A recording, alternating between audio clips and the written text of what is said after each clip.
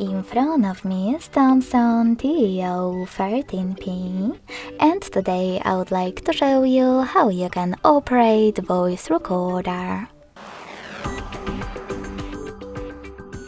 First of all, you need to locate Sound Recorder app, and when you find it, click on it. Then, if you never used it before, select Allow in the pop-ups. And to start your recording, click on this button on the left. As you can see, recording is now on.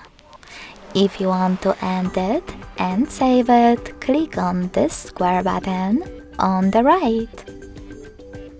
To delete it, tap on this card. To listen to it, select the middle button. And to save it, click on Done. Now, to access your recording, you need to find an app called Files and click on it.